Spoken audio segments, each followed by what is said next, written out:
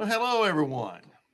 Me and the other two knuckleheads on here are coming to you to talk to you about why we wrote a book called CMMC, Cybersecurity Maturity Model Certification, as well as the compliance formula, but also talk about compliance and where do we begin. And I'm lucky enough, these two guys are good friends, and I love being around with them and shooting the breeze. Let each one introduce and go from there. John, won't you start? All right. Well, I'm John Hill, CEO for TechSage Solutions. We've been working with compliance for a number of years now, specifically CMMC. So this book really fit right in with doing that. So always glad to be able to share some of the information and participate in this webinar. And Mr. Will Nobles. Hey guys, Wayne, John, good to see you guys. My name is Will Nobles. I'm the CEO and founder of Vector Choice Technology Solutions. We're based out of Atlanta, Georgia. We have offices from Philadelphia all the way down to Baton Rouge, Louisiana, and really writing this book with these guys, bringing things together when it comes to compliance. A lot of people think of IT as just IT fixing my computer. But you got IT, you got cybersecurity, you got compliance, and really, a full circle compliance brings it around a full circle there. But Sounds glad to be good. here, guys. Yeah, cool, man. And for those that don't know me, I'm Wayne Hunter. I'm the CEO and founder of Aptech Solutions. We're based down in Allen, Texas, but we cover various different states around us, the surrounding states. And I'm an old veteran. If anybody knows me, I'm old bubblehead is what they call it. I was on nuclear submarines, and I was kind of like my interest about the cybersecurity and compliance was as being on something highly secure and you had to be compliant and follow standards and stuff because it was life and death. I wanted to know about it, but also how's that going to affect me as well as my customers? So that was one of the reasons I got involved as well in helping co-author the book and learn more about it, as well as even go through the training. John and I was in some of the same training classes together in CMMC. But what we want to do on this, I thought it'd be great if we could get a few of us together and talk about one, why did we do it? And what was it in our focus? What we was trying to accomplish for our business? Because like myself, my target market is financial services, banks, and anything that touches a bank. I don't necessarily chase DOD. I just want to do that because old veteran. And John, your market really fits more to the DOD piece, and that's really kind of your market you go after, correct? Right. That's the majority of our clients are DoD contractors. We've been a DoD contractor. I spent 28 years in the Air Force, and so I've always wanted to kind of help protect those guys because they all need so much help. And that's really what we got into. And as soon as I saw the rumblings about CMMC coming up a few years ago, I decided, well, this is what we need to do to help our clients. And they have needed lots of help and will continue to need lots of help. And Will, what about your market and how you would really attack that and how you're trying to apply it to yours?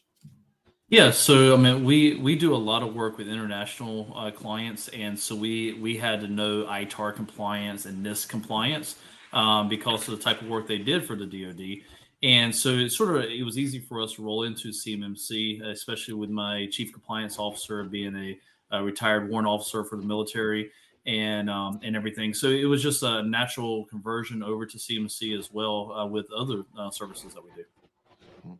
So for me, when I started approaching it and looking at it from the way I approached it and coming into it, one of the things I wanted to find out, and I'm writing an article right now for a magazine, and this whole where do I begin? The reason why I got involved in CMMC is to learn too. What was it based off on? Because I fully believe that anything that the government's going to be doing from a compliance and stuff standpoint, it's going to trickle to the commercial market. So what is it based off of? And how's that going to fit in the commercial market? And John will come back in. I think he's sitting at the MGM Grand in Poor Vegas. So thing. he got poor thing. But he'll jump back in here.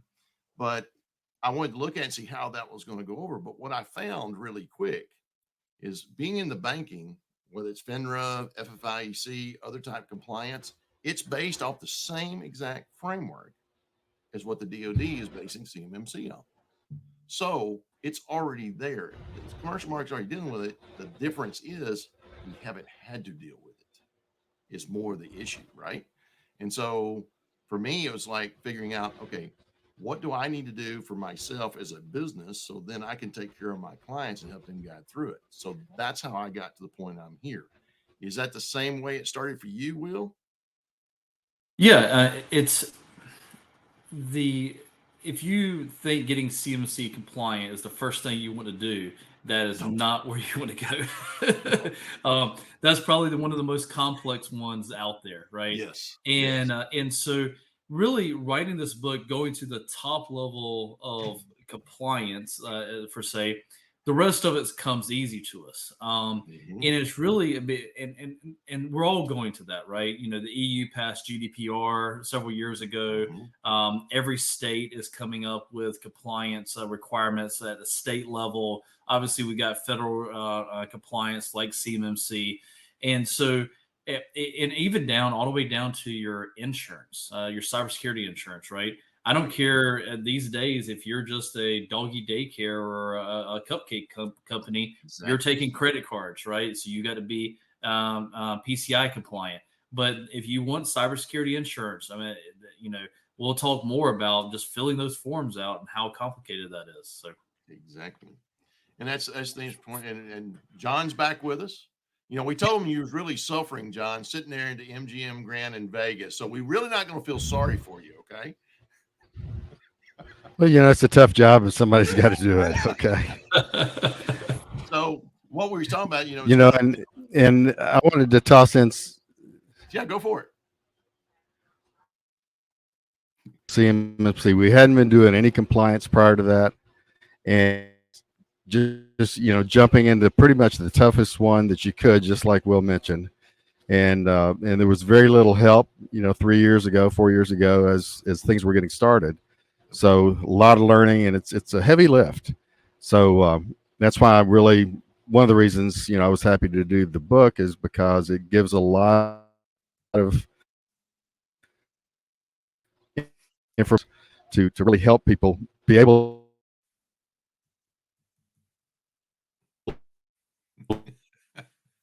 to. Hey, John, you're cutting in and out a bit, but I can probably paraphrase a little bit about what you're talking about is being as Sorry. complicated. That's okay. Don't worry about it. But being as complicated as the CMMC and is really kind of what Will's going to, and it's really complicated. But going into it and being able to take that and apply that, if you're starting off at that very hard place, it helps us decipher where things are going. And it helps me to help clients. And what Will was talking about was on the cybersecurity insurance. There will be some folks saying, well, is that based on NIST? And well, pieces, but it's also based off what's called CIS. Okay. But what you'll find is there's the CIS framework. The two most popular frameworks is the NIST and the CIS. But if you go look at them, best way I describe them is they kind of map like you do your hands here. Some of it be dead on, so it's the same thing, and then some of it's a slightly off and come into it. But you'll find that anything like the tools we use to help our clients, we already map all that in there, so you don't have to do things twice or do it 3 or 4 times and come to it. So it's very important to understand it. And when I started thinking about the term, where do we begin? It's a common question I get, and I'm sure Will and John gets the same thing is I get a phone call. What's this IRS letter I just received that says something about tax data security? Or I've got this thing that says, hey, I have to do this thing called a NIST assessment so I can get a SRPS score. So it goes across the board what it is. And it's companies, a little small company, a little 1-2 person CPA office to, a parts manufacturer for a electronic control board that's sitting off in the middle of Arkansas. And they're not necessarily have a prime contract with anybody, but they supply to somebody else. Now it's all trickling down. That's what we're seeing out there. So the biggest thing in going into the we're talking about is how do we educate people and where do you begin to get help on these things so you can keep your business running? Because that's the big thing there is. HIPAA back in the day kind of gave us a false sense of security in my mind. And you tell me if I'm wrong here, Wayne, Will and John, is HIPAA come out, had all these standards, what, 20 years ago, 25 years ago, however long ago it was. Yep. But it never had any teeth because there was never any consequences of not doing it. So that's when I see a client saying, well, why should we do it if you're doing here? Well, there's a little bit of difference now. If you don't do it, you can't get a cybersecurity insurance policy renewed. If you don't have that, I'm seeing where if you don't have a policy, people might not do business with you. Is that the same that you're seeing? Oh, absolutely. If you, because they don't want to do business with you now, especially in the IT. If you're a third-party software vendor or anywhere in the supply chain for them, and especially in our business in IT, they definitely do not want to do business with you. And so when you're, the people talk about where to start, is start with someone that is protecting their own house first before they try to protect your house. Absolutely, 100%. John, how you doing there, man? I mean, I think you're disconnecting so you can have a cerveza and not be on screen while you're doing it or something there. Well, I was trying to keep things a little quiet. Something that appears to be going on at the airport. This sounds like several aircraft are all cranked up at once, and also I haven't heard that since we've been here. But so it's try to keep that at a minimum.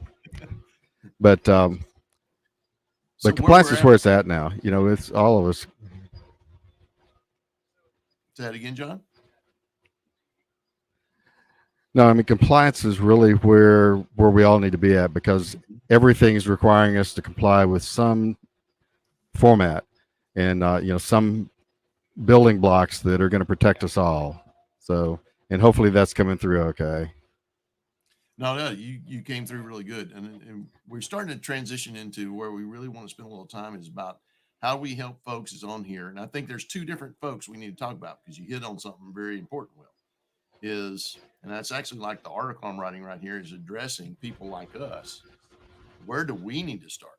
Because I know you and I've had this conversation is we did it for ourselves first. So we knew how to do it for our customers, because we now, as managed service providers, we have what's called shared responsibility. Yep. We inherit responsibility of that environment. Yep. Well, if I'm going to inherit that, I got to make sure it's done right to protect us, but also protecting that client. And I've had conversations, and I was wondering if you guys have conversations with other MSPs, either people starting up, and even someone's been in the business a long time, and saying, I don't want to do compliance. And I actually explained to him, I said, you really want to. This is one thing. Doesn't mean you have to like it, but you need to get educated. You need to do it, because if you don't, it's just like the commercial business that's not doing it or ignores it. It won't happen to me. They won't be in business when it happens. Yeah, and I don't think they have a choice to not get involved. Right. And it's and the customers, right? Our customers honestly should not do business with someone that doesn't want to get involved in compliance from their IT standpoint, because IT is just, I mean, I wouldn't say anybody. Anybody can fix a Windows machine these days, right? I won't say anybody, but it doesn't, they make it pretty easy, right? But it's taking it a lot further past that IT, because a lot of people, when they look at IT, they think my Windows computer or my Mac that's sitting in front of me, my IT takes care of that, right? Well, that's just one small little part of what IT really is, Right. or cybersecurity and compliance. It's about the policies, procedures, the controls that you put in place in IT where it makes you compliant. And I think a lot of times people think of compliance, like you said, Wayne, of HIPAA. Well, no one ever came to arrest me if I was a doctor. I mean, believe me, I still know plenty of doctors' offices that I would not send my kids to, just for the fact that they don't care about HIPAA compliance, right? Mm-hmm. And so I think that's the false sense, right? But I think more regulations at the state level that's happening at the federal level and even with CMC, you're not going to get contracts. I was helping an MSP in Washington State, and MSP was, missing the mark because he was providing IT, but wasn't asking the questions of what the client's doing. So I wanted the client, if clients are on here to be receptive for your IT of talking about your business process, your business workflow, because we found that their biggest client was the state of Washington, and his client was, and the state of Washington came out with a new regulation that came out in January of 2023 that said you have to meet these compliance or you are going to lose your contract to all their vendors, right? Right. Well, we brought that to their attention, and that increased that managed service provider input into that client tremendously, right? But that's what you as an IT provider, and if your IT provider, if you're on here, your IT provider is not telling you that, you need to go find another one. Yeah, if they're not talking about compliance to you, you need to go find someone else different. Because it'll cost you in doing that. I mean, it's interesting is, and really, John, I know you're running into this well. Is I recently had, matter of fact, it was the day the book come out and went #1 that day, and I got a call from a client that we just sold. They were a bar client of mine, not a managed services client, because I still do a lot of bar work. And he was asking him about SRPS score, what system security plan, NIST assessment. And I'm like, okay, why are you being asked about this? I mean, why are you asking me to start with? Because what's requiring you to have it? Well, he's been a sub to a prime that has a federal contract. His contract between them, they never forced him or had him go do an assessment, never had him have to do an SRPS score or anything else. This one form they fit out and submit for the JCP form for military side. And they always accepted it. This year, when they went fit it and put it up there, it automatically got denied as soon as they put it up there. Because now on that website in big bold letters, if you don't have an SRPS score, you're denied. And they won't even accept it now. But he's been doing it for 15 years, 20 years, and never had to do it before. That's what I'm starting to see clients calling going, they've been doing this, but have no clue. No one's educated them on it. Or even like the one you're talking about, no one ever asked them the question to even figure it out. Are you seeing the same thing, John? Are you having clients calling because of that same type of scenario? Well, we are, because actually for the DoD contractors, NIST 800-171 has been a requirement for a number of years now. It just never had any teeth in it. Right. But it's been in contracts, and companies have signed that, yes, we're doing these things. And then the DoD finance into that to force those requirements. And once CMMC is fully into the system, and we should be seeing the end of rulemaking really fast, probably next month, you won't be able to see certification. So it's really very important for these DoD contractors to, if they've not started, to do now. And a weird thing, about 2 weeks ago, I was at a networking event and was talking to a mid-sized prime that had not even started themselves. Oh, wow. And so I'm hoping to meet with them in the next couple of weeks and with their management team to say, okay, guys, you need to get started, and we need to get started with a lot of your subs too. So these guys is doing this. I mean, it's important. Yeah, it's extremely important. As we move forward, and you're moving forward, what are the things that you're doing I look at it from a standpoint is we're all bringing on new people all the time doing this. And I look at this from the same way from my client side. As they're bringing people on, I'm trying to get it set where it's a part of the culture to talk about this, but also to clarify it as well. Because the biggest thing I'm seeing, and I think you guys will probably agree with this, is when I sit down with folks and I talk about cybersecurity, I talk about compliance. They think it's one and the same thing, and it's not.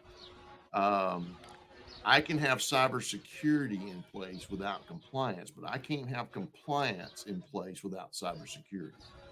They layer together and it has been there. And I think over the time, it's not been separated out for people to understand because, like Will, like you were saying, compliance has to do with process procedures, documentation, your business policies, several use policy, you bring your own device policy, security plans, all those things, training, vendor agreements, and are they meeting those requirements? But also SOPs. Am I deploying and putting in place, and can I show that I'm doing what I say I'm doing on the cybersecurity side? Are y'all seeing clients as well that is they think it's the same, and you're having to spend time to educate them about they're two separate things? Absolutely, and we even have to go even further to explain how IT is different than cybersecurity and compliance, right? Good Um, point. Good you point. know, because a lot of people's like, oh, I've got IT, I'm good.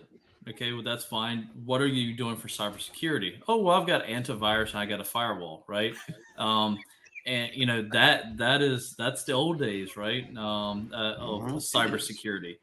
And so, really, it's more of an education. I think I spend more time educating people of the differences of Yeah. different layers of cybersecurity Mhm. and what is difference between IT and cybersecurity, and then getting them their head wrapped around what compliancy is, and all three work together, but they're all three independently different, and is a different type of service when it comes to a managed service provider providing that to you as the client. That's the same for you, John? Yeah, it is because it's been a complete educational process because people do confuse that and think, well, I'm compliant with HIPAA or whatever, but yeah, you can be compliant there, but you can be completely non-secure and open to issues. So I think it's a continual education thing from the time I do my initial proposal. It's educational as well as just throughout the whole thing, and then continuing education. And like you mentioned, Wayne, the culture aspect of it, you continually have to do that, have regular training, and that's what we try to establish with our clients because otherwise it kind of floats away, and they don't pay attention. But you continually bring it to their attention. One, I mean, go ahead, John. John mentioned HIPAA there, Right. and I have a client in North Carolina, and they have offices in North Carolina and South Carolina. Even the state level rules of healthcare is different in each state, not just at the HIPAA federal level, but at the rules of how long you have to keep the data for minors Mhm. after they turn 18 is different than each state. I mean, that's just one little Yeah. example. How even the state level can control that as well, that you have to pay attention to.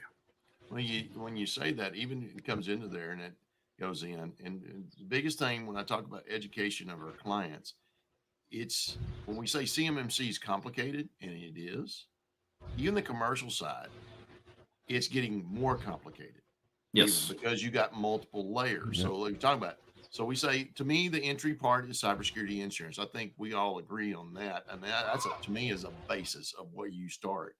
But then you got what industry you're in. So like me with finance, banking industry, one of the heavily regulated. But then you are at what state you live in, like you said, like that. So like the Shield Act in New York, the CCA Act in California, every state starting to get their own set of compliance requirements that Yep. they're pushing down. But then I'm starting to see even from a county Right. standpoint in states are starting to have things. There are different ones that they go apply. So it's to me, it's not a set thing. A lot of people will think, well, if I do this, I'm good. It's not. It's a Yeah. always evolving thing Mm, as we move along. So to me, the education about what you're having to do and explain to them, it's even for us. We got teams of people doing this to stay up on top of it, not one person. And Yep. me as a business owner, if I'm that CPA firm or I'm that, real estate firm or I'm that little small lawyer firm, whatever it is, I'm busy just running my own business, much less trying to stay up with all the changes that I'm having to go do for my business. So Yep. I think that's important that people understand is find someone that can help you with that, that's living this.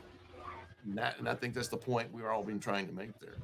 So from an aspect of how you're moving forward to attack these things and how you can deliver services out to those things or what these businesses would be looking for, I know there's a certain set of things I like to ask and go off and do, but what's each of your recommendations based on your market and what you're working in for clients? Let's start with clients, and then I want to answer the same question, come back around our fellow MSPs, because I know we got both of them on this call. From clients' perspective, what are your recommendations to them about how to begin and start reaching out to find someone that can help? Either Yes. Yeah, so I'll start with that. I mean, one, even with if someone comes to us and says, Will, I want you guys to look at our technology and potentially take over our technology. One of the first questions that we have in our questionnaire is, what kind of compliance do you know that you need to meet? Right. And I say, do you know that you need to meet? Because a lot of times they don't know their state compliance. Right.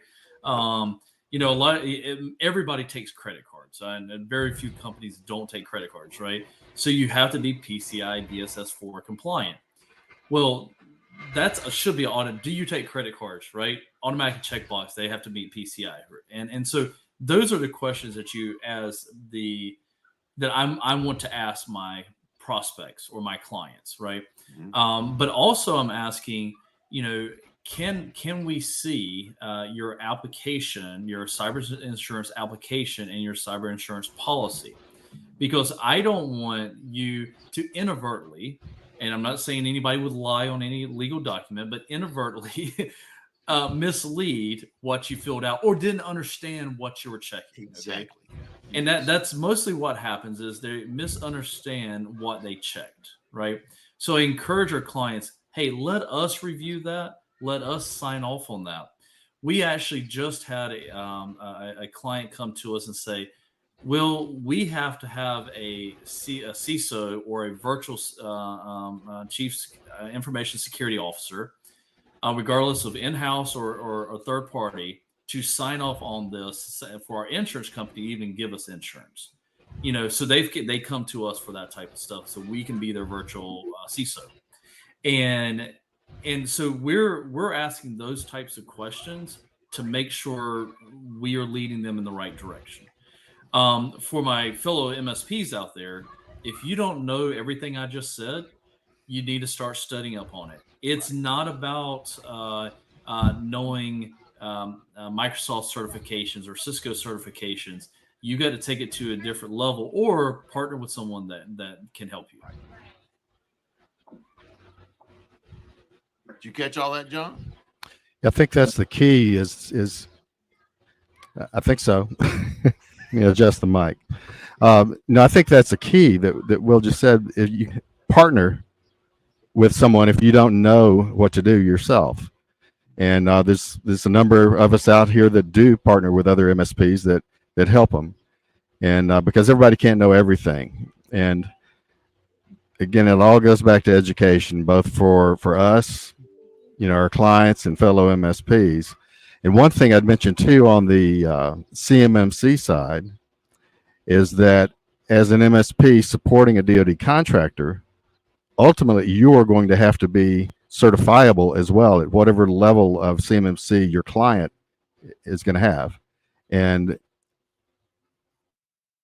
so you may or may not want to do that, but you're going to have to, or you're going to lose those clients to someone that is. And John, they, all of our fellow MSPs need to be thinking about that. John, when CMMC first came out, everybody wanted to jump on the bandwagon of I want to offer CMMC services to, because that's where the money is at. The problem is there's a lot that you have to do as an MSP than just offer CMMC compliance, right? Yes. And I would encourage both, anybody on this call, right, a prospect, client, or MSP, start with the insurance part of it first. Yep. Get your house in order there, and then work up to your state, federal, and to bigger compliance type requirements. 100% agree with that. And there's an interesting part that you said Yep. that I think a lot of people overlook, Will, when we talk about the cybersecurity insurance, because a lot of people say, "Hey, let's take a look at your policy. Let's see what your policy is and what requirements you got." Okay. But the big thing about that is, and I've even had clients go, and they didn't even know there was requirements in it. But what drove those requirements was that application they filled out. Yep. And what they checked on there. Yes, I have this. No, I don't have this. No, I don't have this, whatever. And then that drove those requirements. Well, and drove the premiums up in some cases. Bingo. Yep. That has a major effect on those premiums. But also what people's got to understand, and I've had several clients, I went back to all my clients, that existing clients, we did an audit of every one of their policies, found out made sure what they're signed up for, what their requirements are for, and we made sure we're delivering those services to them and it's in place and documented. As an MSP, if you're not doing that for your clients, get that done as quick as you can get it done. If you're a client out there and you have an MSP and they haven't asked you that, get it done, because you need to do it to make sure it goes. Because the bad part about it is, if you have an incident, if you're hacked, what happens is the insurance companies, when they look at it, and because what they have is what they call the breach coach, which is nothing more than the insurance's lawyers, they're going to look at it and say, here's the policy requirements. Do you have that in place? No. Okay, we can't help you. Bye. That's what happens. The policy's worthless if you're not meeting those requirements that are in that policy. That's how important it is.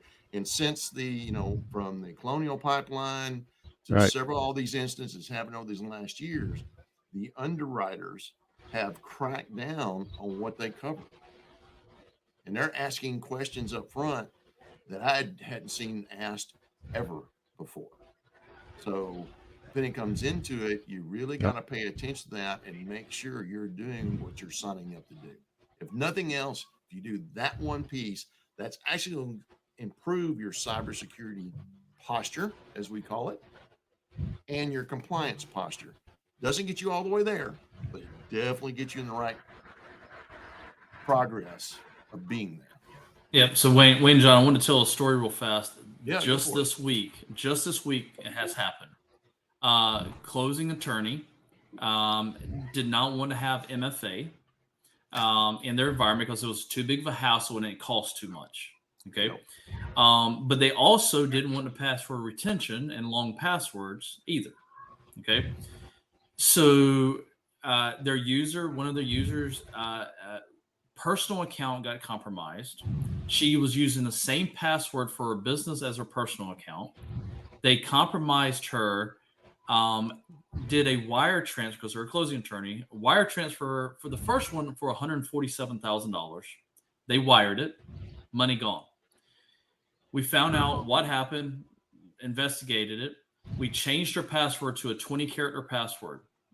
She goes back and changes her password back to the default password. Not the default, but her original password.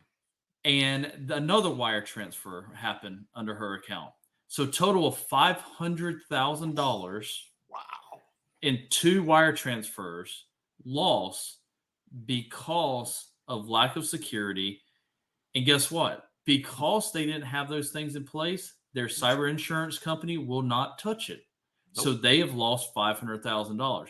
Now you might be thinking, well, my employees wouldn't do that. I would never do that. I can tell you stories, and I know John and Wayne can as well, of over and over and over. I mean, that's just happened this week. Okay. I can tell you 14 years of running this business stories that I've heard. Right. So it will happen to you. You're running your business, running a million miles an hour and not paying attention a lot of times. And things that big can happen that quickly to you. That's the big thing is, and I know clients that's had the same problem because they're not following the policy. What you want to go do it is, and even from, it brings a figure stat to me is anybody that goes looks at it. But if you look at the FBI's cyber site, 90+% of all infiltration hacks are because lack of user knowledge and employee knowledge and employee training, following the processes. That's where most all hacks happen. Yep. It's And- not and where it's- they're doing brute force coming in through your firewall and all that kind of stuff. Yep. It's users not following, or the business owner deciding I'm not going to do this because this will never happen to me. Or it's That's inconvenient. when it happens. Yep. And by the way, just so everybody knows, Well, there's a lot of denial out there too, though. Oh, yeah. true, that's true. And Wayne, you brought up FBI. FBI will not get involved unless it's over $500,000. This particular compromise, $497,000. So the FBI won't even touch it because it's not over the $500,000 mark. Yep. The hackers are smart. Oh yes. Believe me, it's a business to them. It's a big business out there coming into it. But we talk about this, and it's not to try and scare folks. It's more about to educate about how to get started if you don't know. That's all. That's the big thing I want to know, because I hear it over and over and over and over again is, I don't know what this is. What do I do? Find folks like John and Will, myself, and others. We're not the only three. There was 20 of us that collaborated on this book. There are a lot of good folks out there that are doing the right work to help our communities out there and the businesses out there to get you where you need to do. But it's a partnership. We'll do our part, but you also got to do your part. It can't be halfway. It's just like John. Will. He laid out what they need to do, but the business owner decided, no, I'm not going to do it. And that's what happens. It's not because Will didn't tell them what they needed to do, show them what they needed to do, but they just didn't do it. And Funny that he's doing it now, though. It's funny how that works, right? Yeah. That's just like the client. I had one do the same, not as much. He was only 300 something thousand, but it was the assistant to the CFO. And it's funny, after all that happened, then they put everything in place that we've been recommended, and we've been good. Knock on wood. That's where it is. But you not only got to educate yourself, and I know it's a budget thing, there's money there, but I guarantee you that Duo and the password management is extremely, fractional cents on the dollar compared to what they lost. Yep. And that's where it comes into it is, yeah, it seems like a lot now, but in the long run, it's not. It's the cost of doing business, and you gotta start looking at that. That's what we got to educate these business owners on. Is this is a cost of doing business nowadays? It's not a, well, maybe I will, or nice to have. It's something you got to do, and now the law's actually forcing it and backing up exactly what we're doing.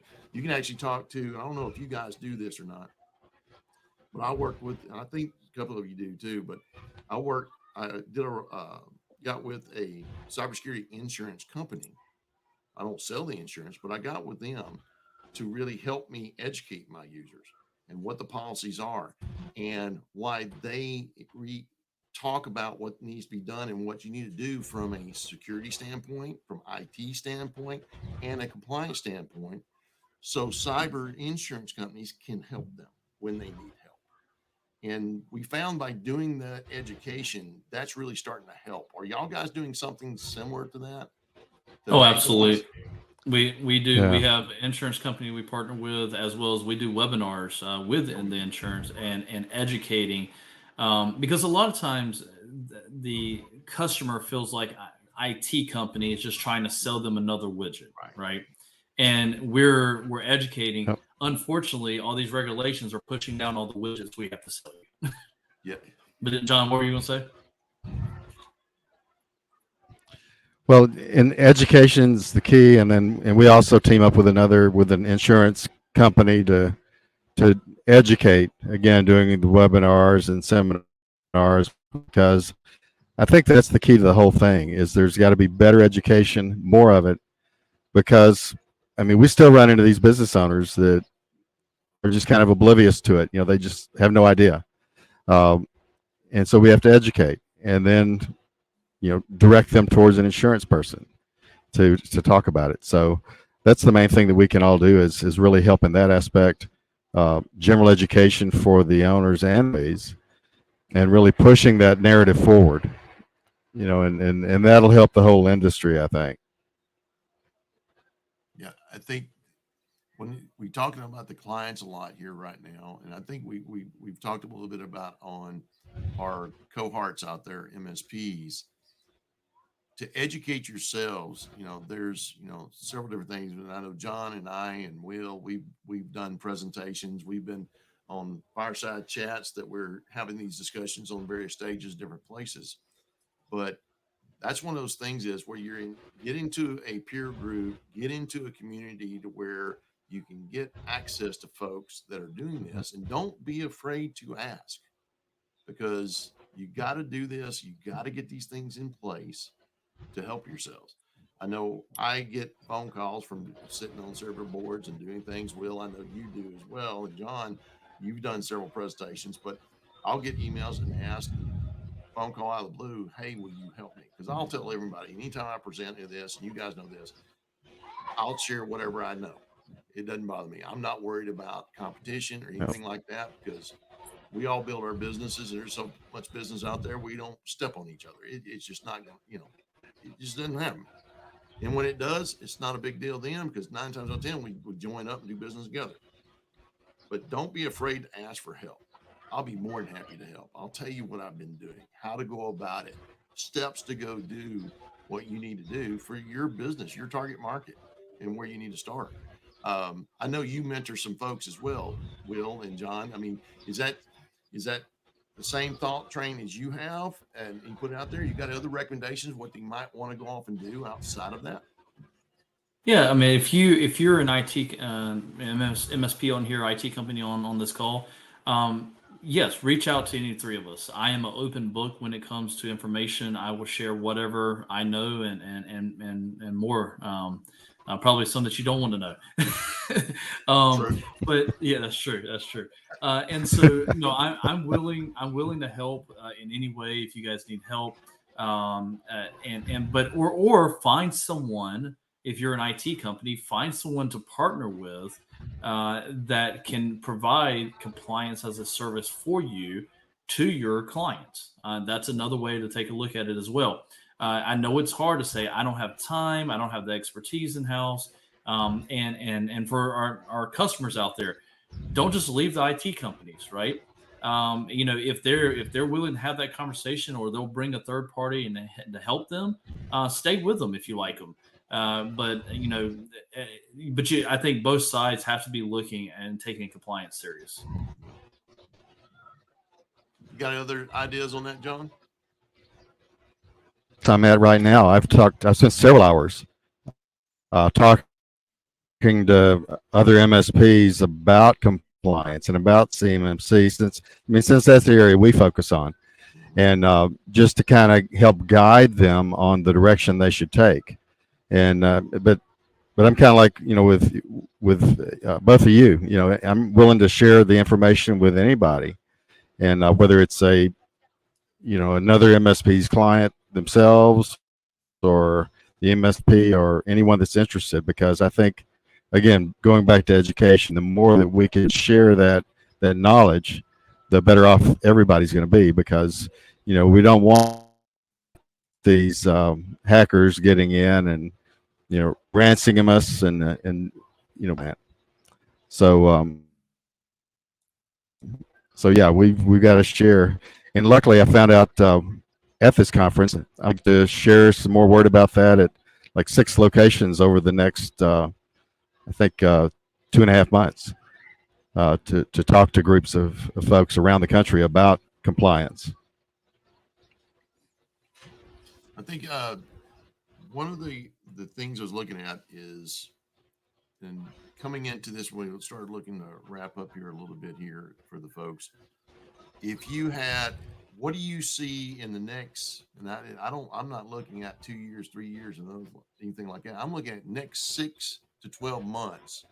What changes do you guys foresee coming down the pike over what we've already been seeing? John, I'll let you start with that. Well, from the trend I'm seeing, it's the cyber threat landscape is getting worse continually. No matter what we on the good guy side do about it, the bad guys, are very well funded, and they're getting worse. Uh, we are seeing, just like you mentioned earlier, Wayne, a lot of new state regulation, county regulation, even to govern things, and that's going to continue because it has to. The you know Businesses and government alike are losing billions of dollars every year as a result of all of this. And the more secure we can get everyone, the better chance we have to save a lot of businesses and save the government a lot of money too. Well, it's the I think- taxpayer dollars we're saving, so Yep. still our money, right? One way or the other. One way or the other. Yep. No, I think you're. I mean, even just the beginning of this year, what we've already seen with the insurance companies. Again, going back to insurance companies and what they've changed on their policies or their applications. Right. I think in the next 12 months, you're going to see even more advancements of that. You're going to, we've already, just already this in the past 6 months alone. We've had FTC regulations roll out, new PCI DSS4 regulations, CMMC.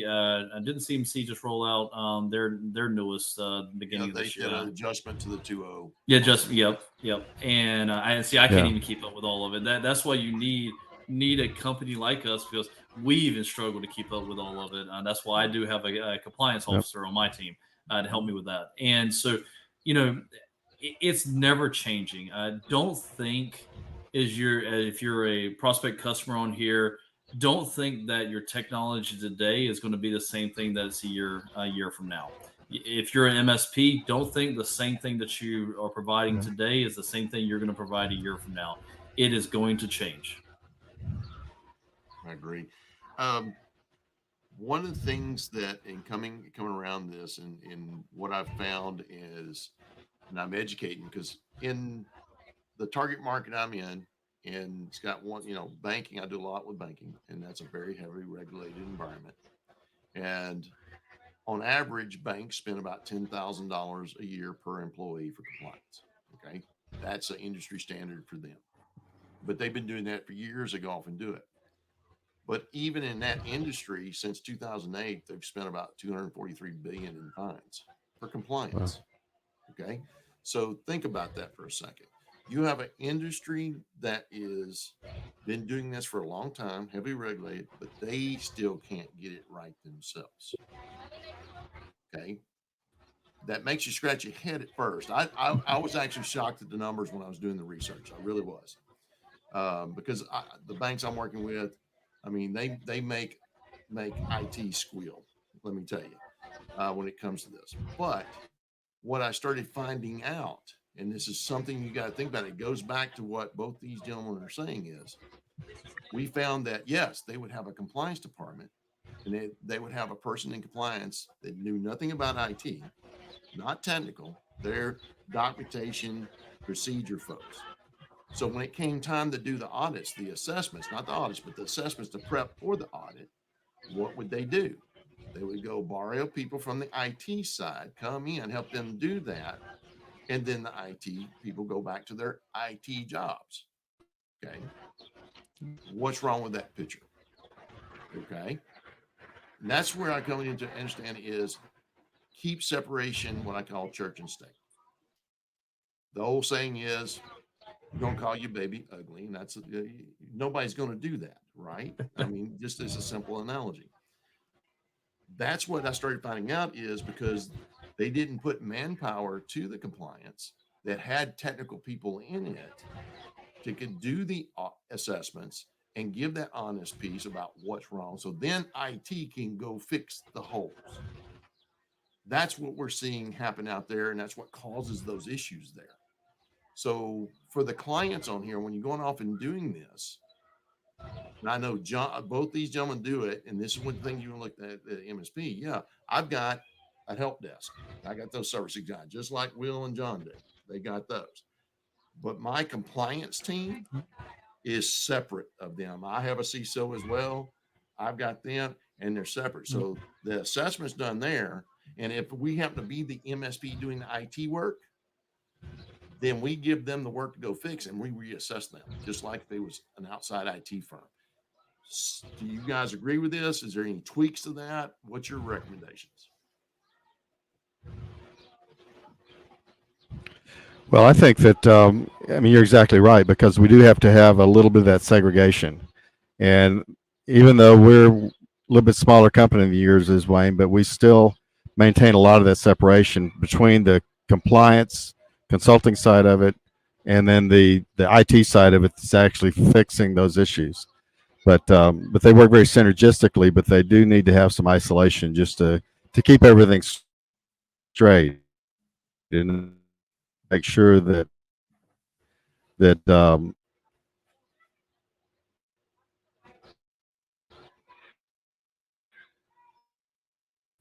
I think you finished there, Will. I think so. So yeah, mine is compliance.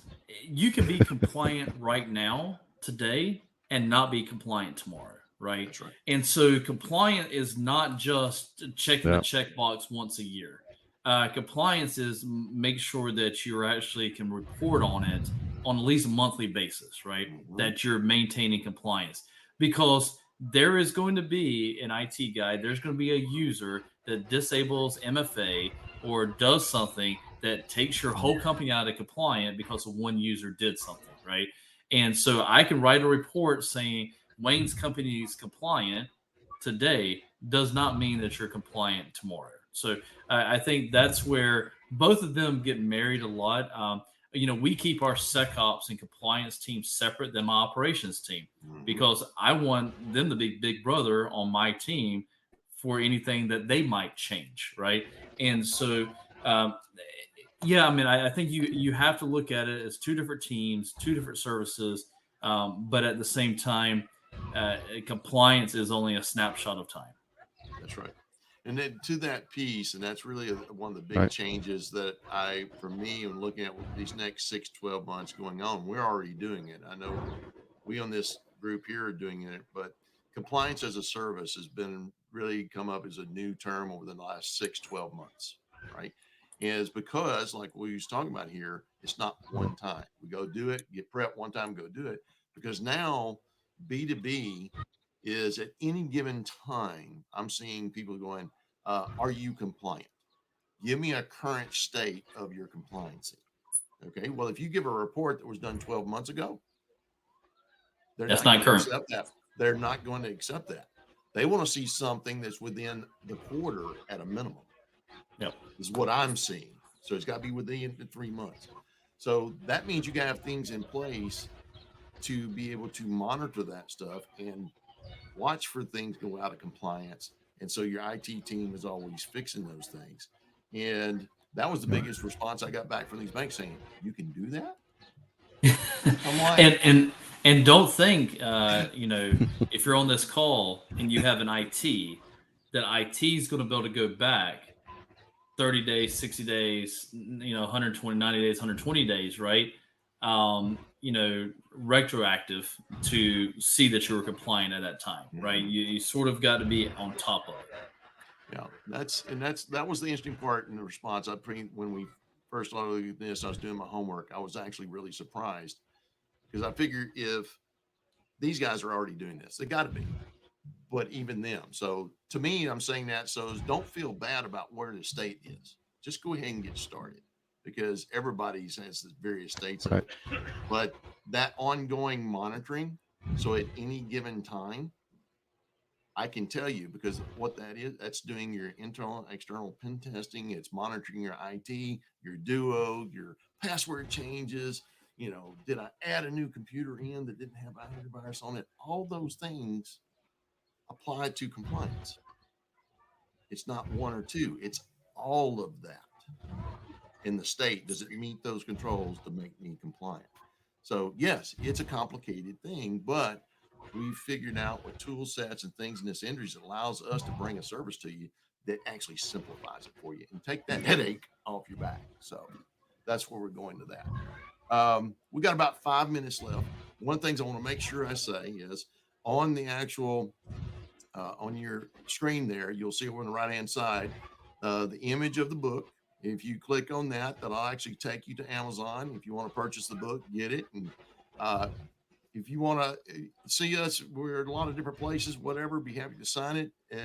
But also look on the back of it. Maybe one of the authors is actually your managed service provider. Get them to sign the book for you. We'd be more than happy to. If there's any questions, you can always reach out to us. Before we there hadn't been any questions, but does anybody that's on have any questions at all for anybody on the panel here? I know there's a slight little 15-second delay. Will and John, I do want to thank y'all for doing this. I don't, MGM Grand really couldn't have picked a better place to, John and I was in the office slaving, and you're off goofing off by the pool at MGM Grand.